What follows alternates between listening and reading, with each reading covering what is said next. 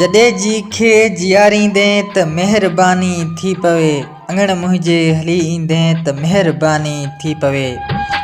साईं मुंहिंजा प्रोग्राम दिल में याद कजो। प्रोग्राम जो मेज़बान रोशन अली सांद अवां जी खिदमत में हाज़िर। साईं मुंहिंजा ॻोठ पबे जे तड़ खां हरी सिंह सोढो लिखे थो, ओ बेवफ़ा माण्हू।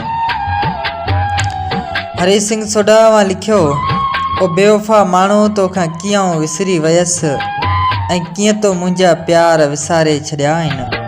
आउं अॼु बि तोखे यादि करे रहियो आहियां ऐं तुंहिंजी यादगिरियुनि खे लिखी रहियो आहियां। मूंखां तूं नथो विसरी सघीं, ओ बेवफ़ा पहिरीं पोइ तो कीअं विसारे छॾियो। मुंहिंजी एतिरी त मोहबत तोसां हुई, हिकु पल बि परे कोन रही सघंदा हुआसीं।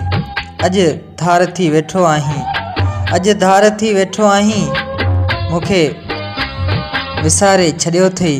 कहिड़े सबक़ उहो बेवफ़ा माण्हू तो विसारे छॾियो आहे। आउं रोई रोई तोखे यादि करे रहियो आहियां ऐं तुंहिंजी सोचनि में गुम थी वियो आहियां। सोचे रहियो आहियां तो मूंखे छो विसारे छॾियो आहे। ओ बेवफ़ा माण्हू तो कहिड़े सबक़ मूंखे विसारे छॾियो आहे। आउं त हद खां वधि तोखे चाहींदो हुअसि ऐं तूं बि मूंखे प्यारु ॾींदो हुएं। अॻे त पाण हिकु पल बि परे कोन रहंदा हुआसीं। अॼु छा थी वियो आहे? पहिरीं तो विसारे छॾियो आहे।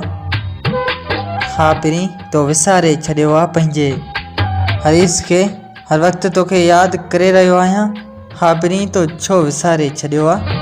तो छो विसारे छॾियो आहे?